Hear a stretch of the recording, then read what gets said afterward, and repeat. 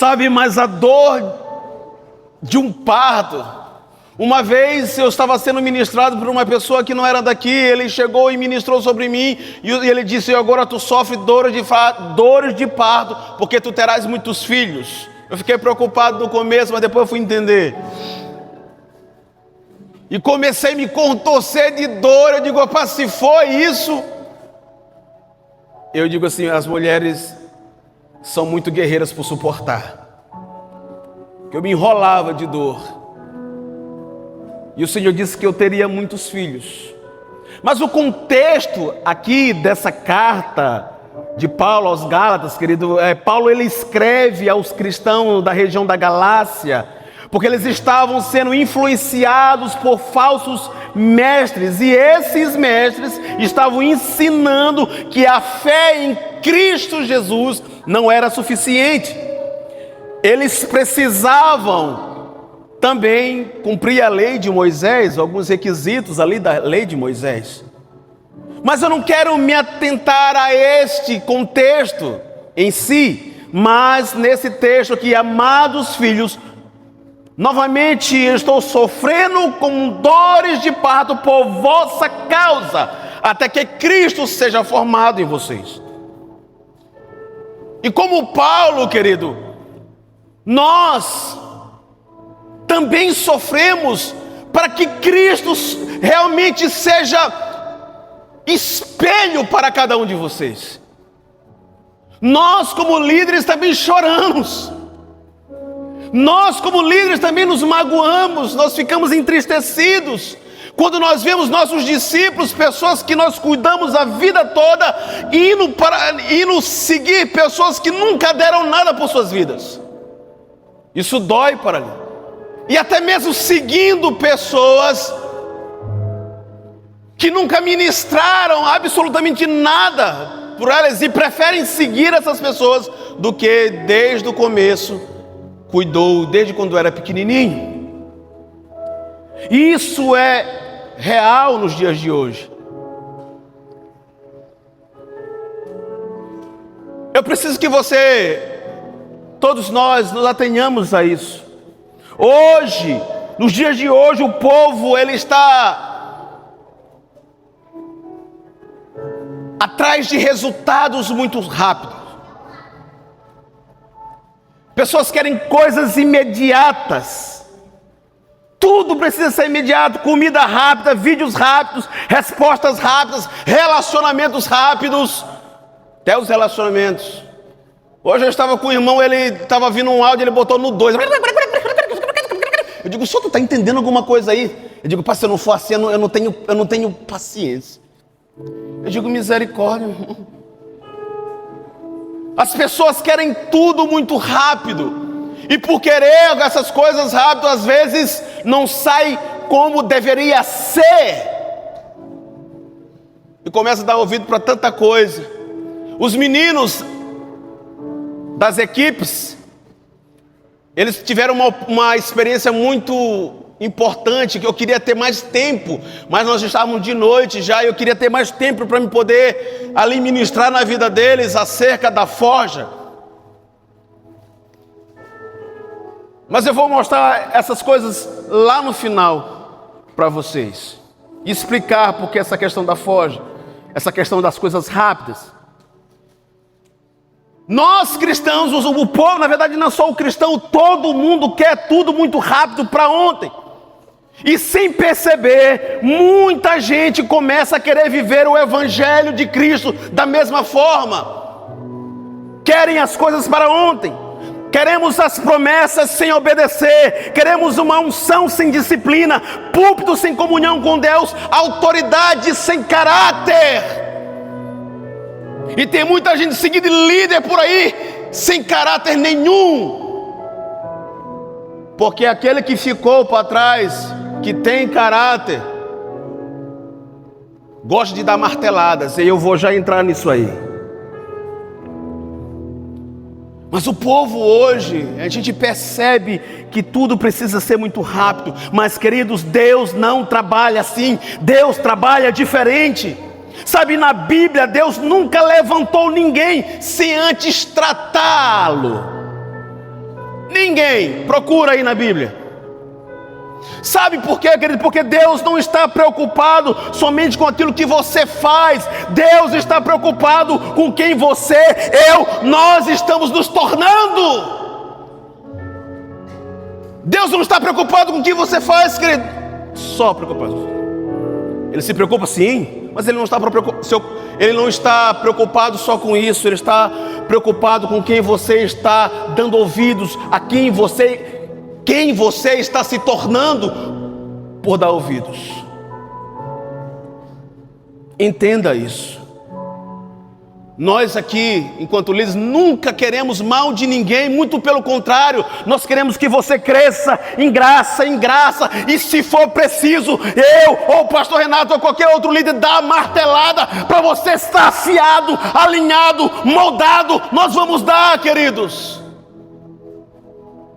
Precisa.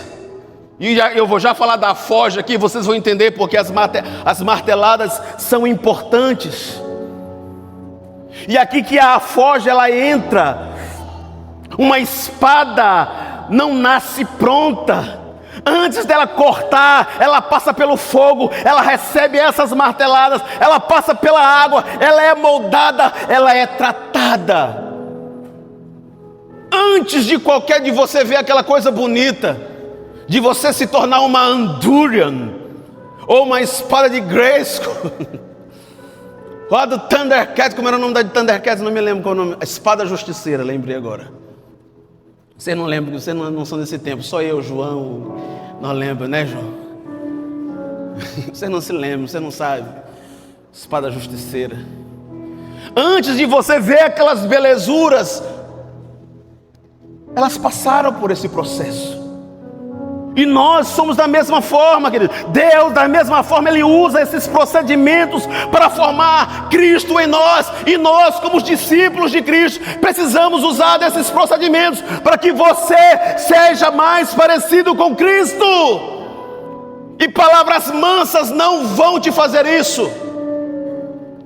Se você ler mais em cima, Paulo está dizendo aqui: aqueles que se mostram fazendo esforço para vos agradar, não agem com boas intenções e não mostram o seu real propósito. Mais em cima aqui no texto 17. E tem muita gente por aí querendo agradá-lo, mas o propósito dele não é te direcionar a ser alguém parecido com Cristo. Não se engane, querido. Não se engane. A nossa vontade, o nosso querer, enquanto líderes, enquanto ferreiro, ao spoiler, é fazer com que você seja parecido com Cristo. E aí vem o primeiro passo: você é ferro bruto. Você é ferro bruto. Quem já viu um ferro bruto aqui? Ferro bruto mesmo. Já viu? Já pegou? Você passa o dedo assim, a mão nele, ele está cheio de ponta, ele está cheio de nó, ele está cheio de coisa. Primeiro você é ferro bruto, anota aí, irmão. Graças a Deus por essas meninas da dança que sempre estão com um caderninho na mão. Olha aí. Primeiro você é ferro bruto. Deus começa, olha só, Deus começa com pessoas imperfeitas, ferro bruto. Romanos 3:23, todos pecaram e carecem da glória de Deus. Todos nós somos imperfeitos. Todos nós carecemos dessa graça maravilhosa, essa glória de Deus sobre nossas vidas, desse fogo consumidor que é o Espírito Santo, queridos. Ninguém nasce perfeito, e Deus na Bíblia não chamou ninguém que era perfeito, a não ser o próprio Filho. Eu e você, nós viemos para cá todo errado e ainda somos todos errados, com muitas questões que precisam ser mudadas dentro de nós. E ao longo de nossas vidas nós vamos enfrentar isso, amados irmãos. As coisas do velho homem ainda querem emergir para voltarmos àquelas mesmas ações do velho homem. Mas nós somos ferro bruto, e esse ferro bruto, ele tem o seu valor. Cadê Vicente? Está aqui? Não. Aquele ferro que vocês moldaram lá na forja, nós compramos, ele tem o seu valor. Sabe, mas quando ele se transforma naquele molde que vocês tentaram fazer, mano, cria-se outro valor. Mas depende de quem faça. Aquele ferro não vai ter valor nenhum, eu tenho certeza. Ninguém ia ter coragem de comprar aquilo que vocês fizeram. Ninguém na face da terra. Para que eu quero isso? Mas o ferro bruto, ele tem o seu valor. Mas se ser trabalhado, se ele não ganhar forma, será só um pedaço de ferro. Assim somos nós. Sabe, quando Deus chama alguém, Ele não chama porque está pronto. Se você olhar na Bíblia, você vai olhar Moisés. Moisés, ele tinha medo, cara, ele era inseguro. Pedro era impossível.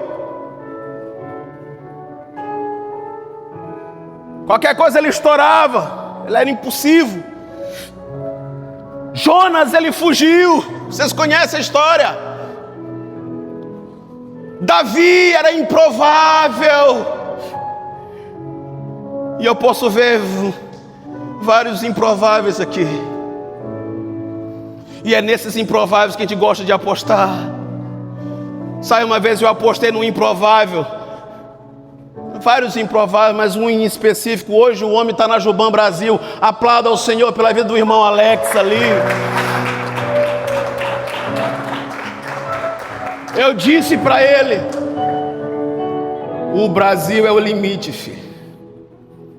O alvo é lá. Queremos que tu seja influência lá.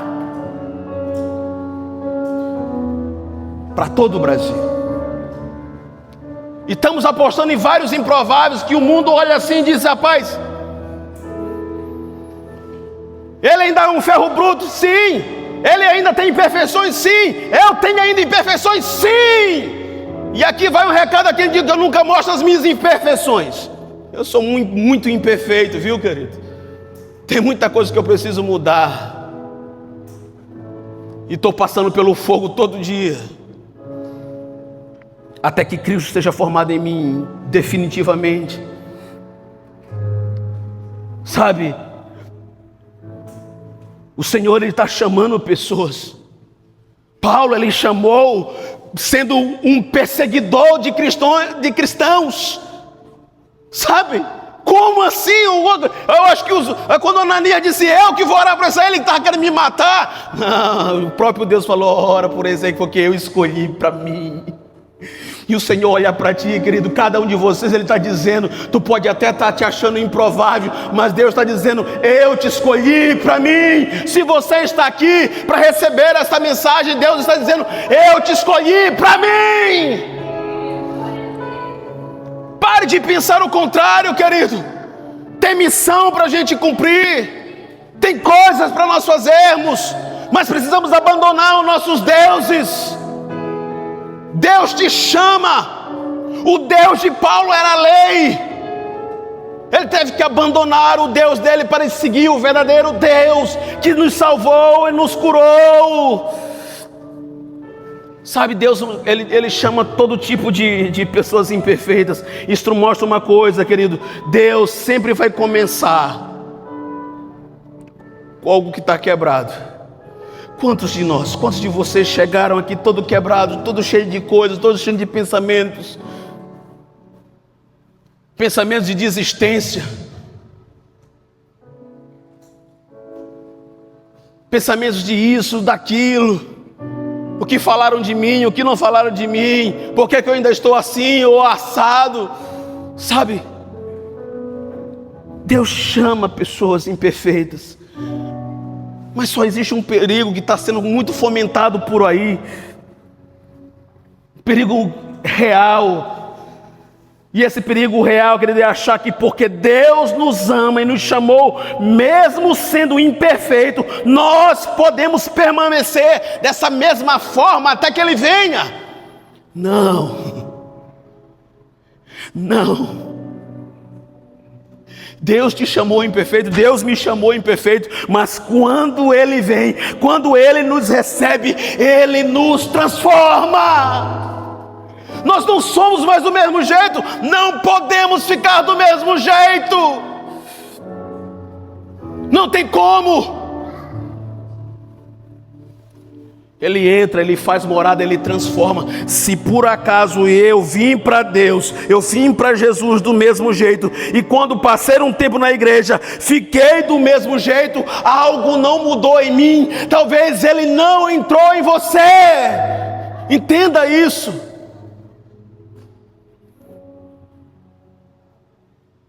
Aqueles que querem andar com Ele, querem viver como Ele. É assim que o Evangelho diz, querido. Sabe, o segundo é o fogo. Malaquias 3, verso 2 e 3 diz assim: porque Ele é como o fogo do ourives, e assentará como derretedor e purificador de prata. Só anote aí, querido, que nós temos o telão.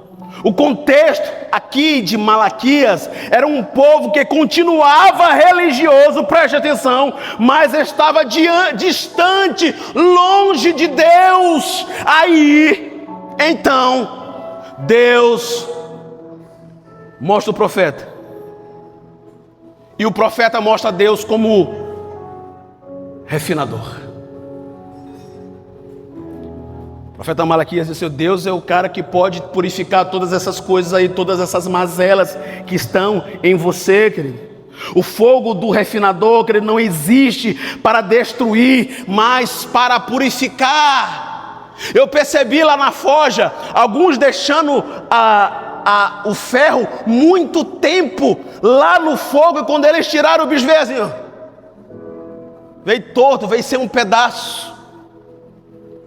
E o fogo daquele que é hábil do ferreiro, daquele que está nos moldando, ele não vem para nos derreter, para nos destruir, ele vem para eliminar as impurezas que ainda existem em nossas vidas. Se você tem impurezas ainda na sua vida, querido, este fogo é para você. Esse fogo, o fogo do refinador, o fogo do nosso Deus Todo-Poderoso, não veio para nos destruir, veio para nos purificar.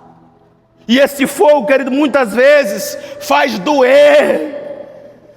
Tem processos que dói e vai doer. Tem fases que a gente não entende. Tem oração que não sobe. Tem espera que é cansativa. Mas eu quero te dizer uma coisa: Deus está no controle de todas as coisas.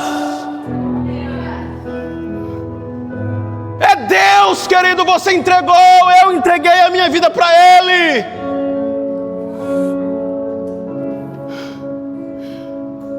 Você entregou, querido. Não tem como a gente querer viver da mesma forma.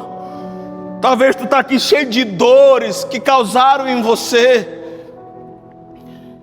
Talvez eu mesmo fui responsável por causar alguma dor em você, mas eu usei o martelo para melhorar a tua vida, para te redirecionar, não para te destruir. Entenda isso. Nem todo fogo significa que Deus nos abandonou, nem todo fogo, às vezes é o próprio Deus, ele tirando,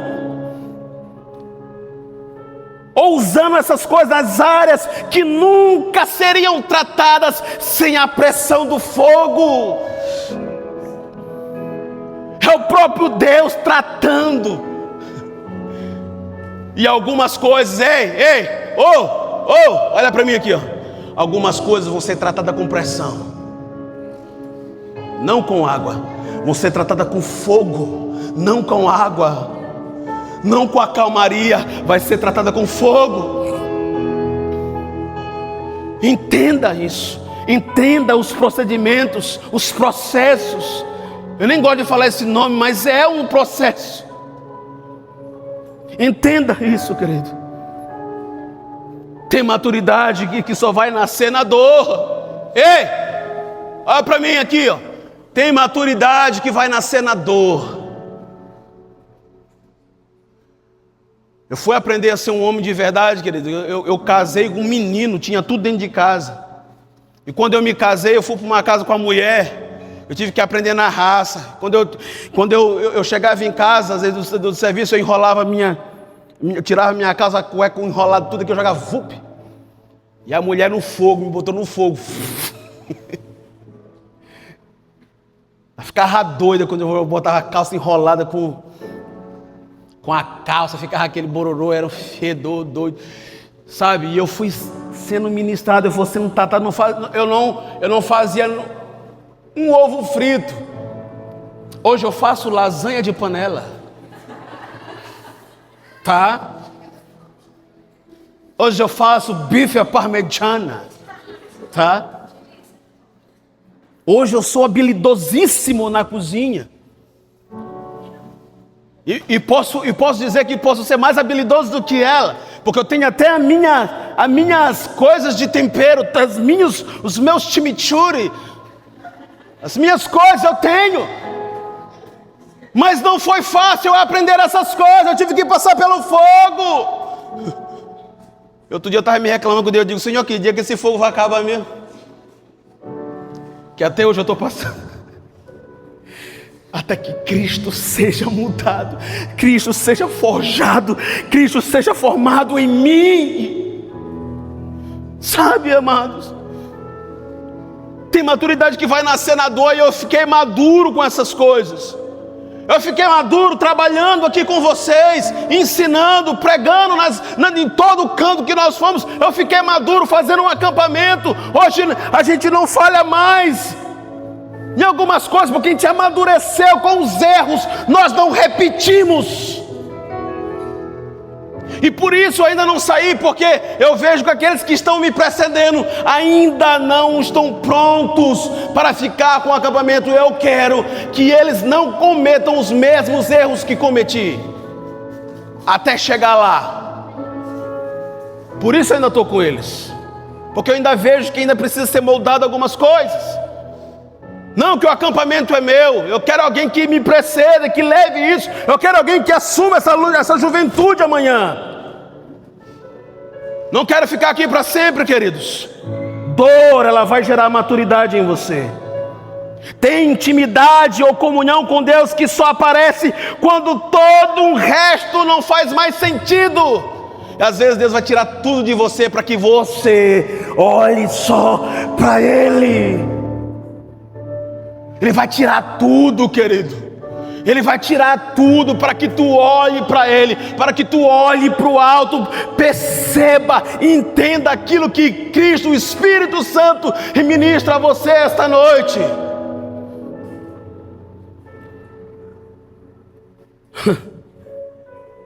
Isso tudo, ele pode ser usado por Deus para nos amadurecer. Tudo isso, a dor,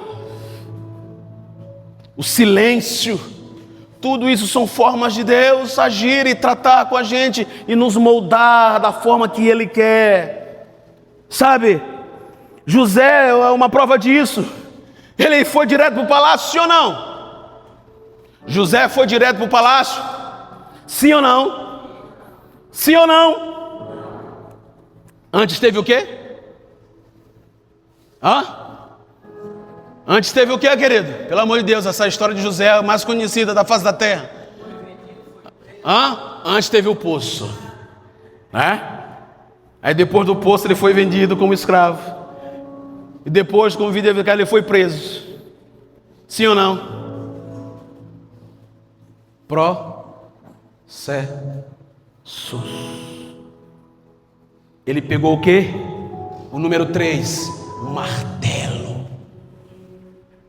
Deus queria tratar com José. O martelo é a disciplina de Deus para nos moldar. Hebreus 12, verso 6 diz bem assim: porque o Senhor corrige a quem odeia. É isso? É isso? Deus corrige a quem? A quem? Eu não estou escutando. A quem? Deus corrige e dirige a quem ama. Hebreus, ele foi escrito, queridos, para cristãos cansados e desanimados. Quantos de nós estamos cansados? Ei, quantos nós estamos cansados de vir culto após culto, de programação em programação, e parece que assim nada é transformado dentro de nós? Quantos estamos cansados? Estamos cansados disso, daquilo, de disse, me disse, não sei o que, estamos cansados. Esse texto aqui, querido, é escrito a pessoas que estão cansados e desanimados. O autor, ele mostra que a disciplina de Deus é um sinal, sabe de quê, amado irmão? De filiação. Deus ama filhos. Deus repreende, na verdade, Deus repreende filhos. Deus corrige filhos.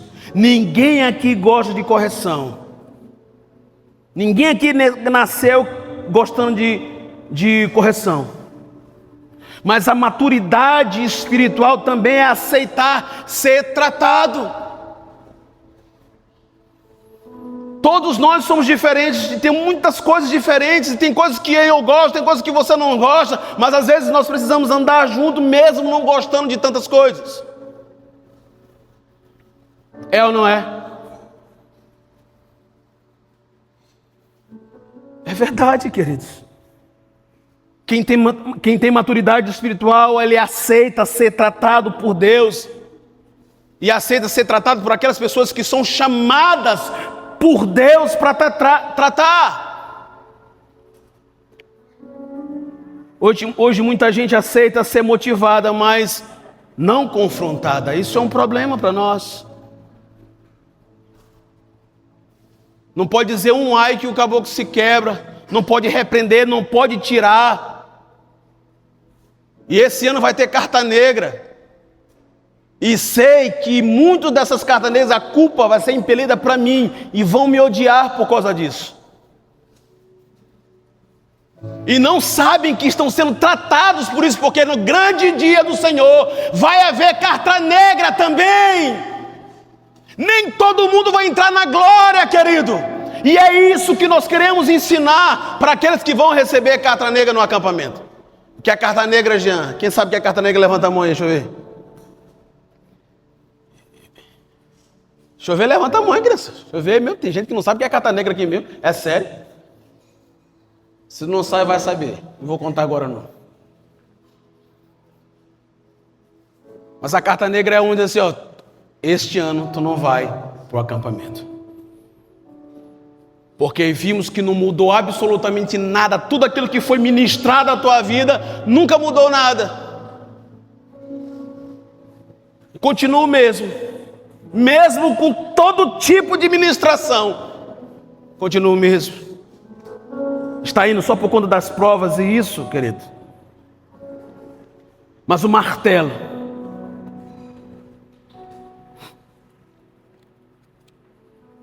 só Deus sabe como trabalhar. Só Deus sabe como fazer uma espada da forma que ela precisa ser feita. Ele corrige, querido, e isso é amor. Imagina nós como os pais deixar os nossos filhos fazer o que eles querem, porque nós amamos nosso filho. É assim que se faz, querido. Quem é pai sabe que quando nós olhamos nosso filho fazendo uma cacada, a pé come. Não porque nós odiamos ou queremos castigá-lo, mas queremos livrar ele do mal. E quem já deu uma pisa no filho sabe que a pisa que a gente bate dói mais na gente do que neles. Mas a pisa, o cinturão, o pitanga é necessário.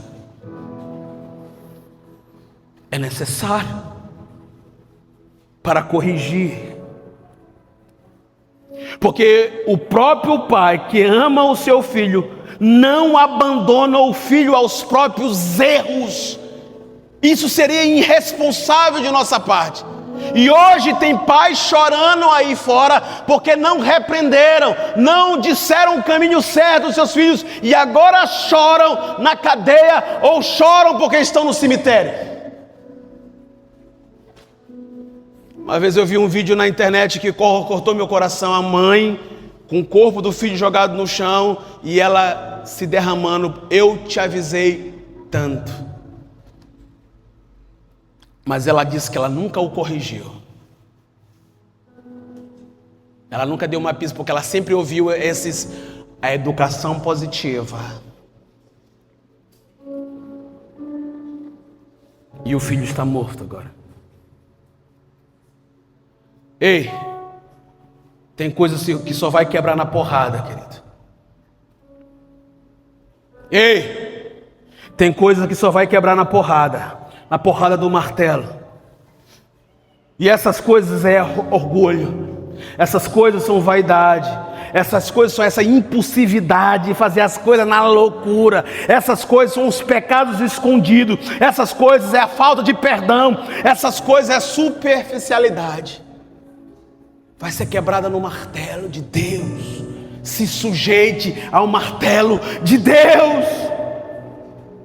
E essas coisas aqui, esse martelo, ele vai ser usado pelos seus líderes, ele vai ser usado pelos seus pastores, ele vai ser usado pelos seus amigos para fazer isso, ou até situações e até frustrações. Tudo isso vai ser usado por Deus para mudar a tua vida, querido. José não queria aquela prisão nele, ele era inocente, mas Deus colocou ele lá.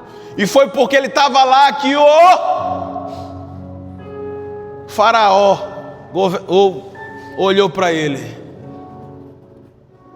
Se ele estivesse lá na casa de Potifar, ele continuaria sendo o servo de Potifar. Então não se espante quando o fogo que vem, não sei nem da onde, chegar na sua vida. É o Senhor, eu acredito que pode ser o Senhor que esteja tratando com tua vida. O martelo, ele dói, mas ele vai te formar. E aí vem o quarto. Já estou terminando, queridos. Vem o quarto. Usada na têmpera. Quem é? Usada na têmpera para dar dureza. Quem é? Ah, não. Por favor, usada na têmpera para dar dureza. Quem é, Pedro? Hã? É com Angelina. Ele disse que é com Angelina. Angelina! Cadê? Usada na têmpera para dar dureza. Era o que, minha filha? Hã?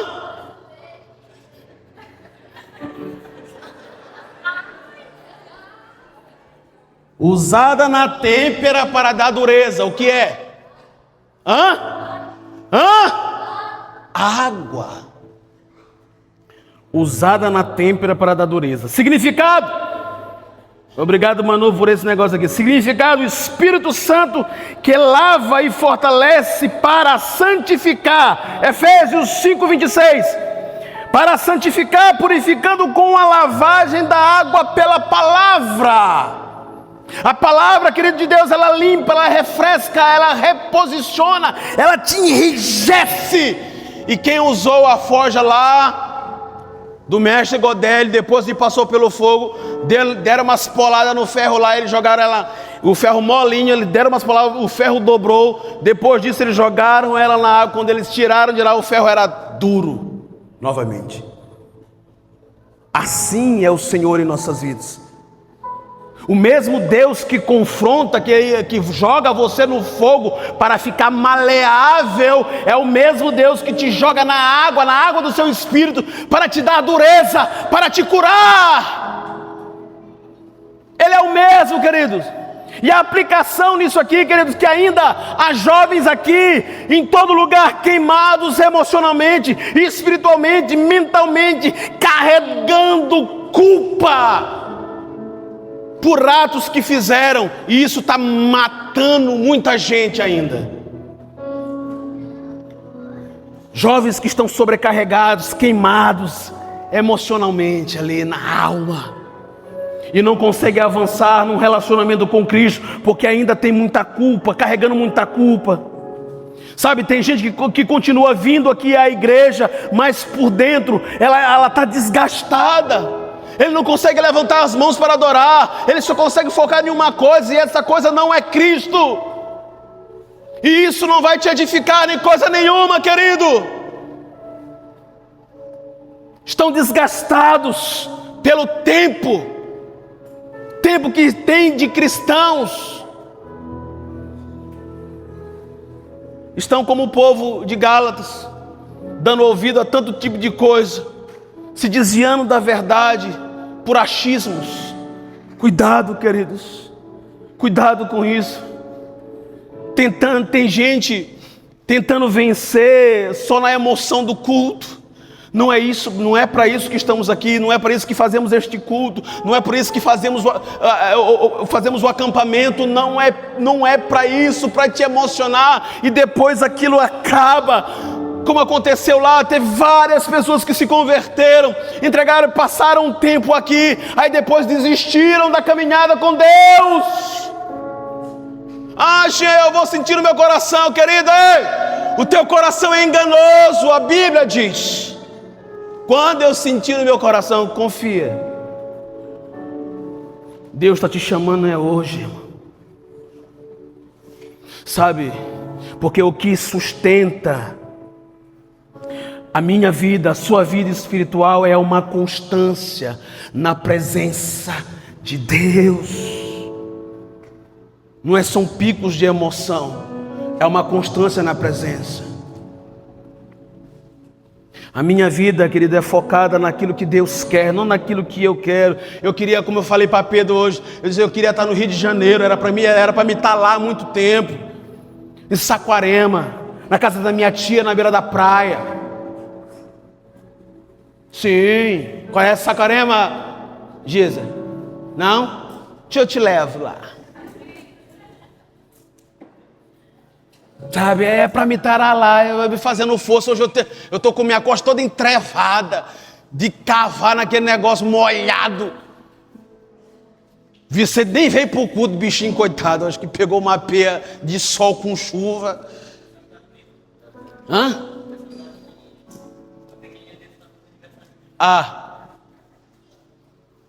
é para dar essa informação aí não, mas quebrou com a pregação aqui.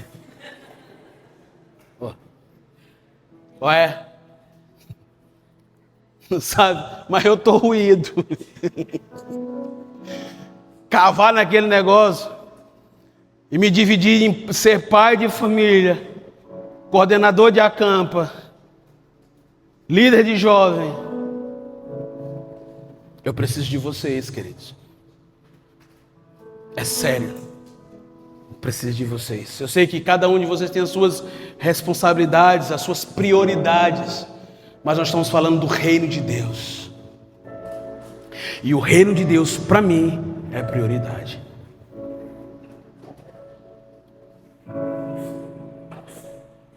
Eu não quero o que eu disse, que eu queria me desgastar, e estou me desgastando todos os santos dias para que Cristo seja moldado em vocês todo santo dia. Eu disse que eu ia me desgastar ao Senhor. Eu prometi isso a Ele no dia que me converti. Eu disse, eu vou me desgastar pelo Senhor e por sua obra. Braço está lesionado, panturrilha está podre, mas eu vou me desgastar pelo Senhor. E quero que vocês olhem em nós alguém, não é um miserável, se eu sou um miserável, pobre pecador, querido, mas alguém que busca ser parecido com Cristo. É isso que eu quero que vocês olhem. Eu não quero vencer na emoção do culto. Eu quero ter constância com Deus. Eu não quero falar só ou sentir somente arrepios. Eu quero a presença. Eu quero a água dele que vai me dar dureza.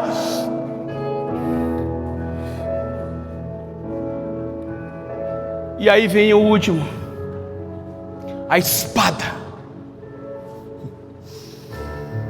Eu vejo várias espadas aqui. Várias.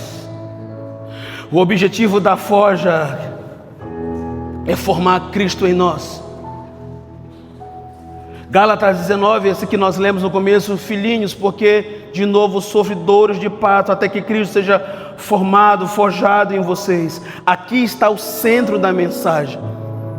O objetivo não é fazer jovens emocionados ou produzir a aparência espiritual ou criar uma performance religiosa, levantar as mãos, ou quando o cameraman chega lá para tirar uma foto, você fecha o olho. Não, querido, não é sobre performance, é sobre vida, é sobre andar na presença de Deus. É sobre isso, queridos. Esse é o objetivo, é que Cristo seja forjado em vocês. Esse é o objetivo desta igreja, este é o objetivo dessa juventude. É isso que nós queremos, que Cristo seja espelhado e que pessoas possam olhar você e dizer: este se parece com Jesus. É isso que queremos. Que quando você vá pregar no dia de evangelismo, as pessoas olhem para você e possam te ouvir e dizer: esse se parece com Jesus. O objetivo, querido, é esse. Eu posso cantar, eu posso pregar, eu posso liderar, eu posso tocar, eu posso ter os dons, mas ainda assim eu posso não me parecer com Cristo. Eu posso fazer essas coisas aqui muito bem, mas ainda assim não me parecer com Cristo. E Cristo não é sobre performance, é sobre vida.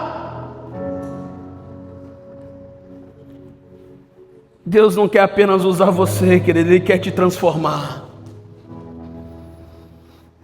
Na forja, o fogo ele aquece, o martelo ele molda, a água dá dureza, mas é o ferreiro, e esse ferreiro nunca perde o controle. Então, se você está passando por esses processos, entenda: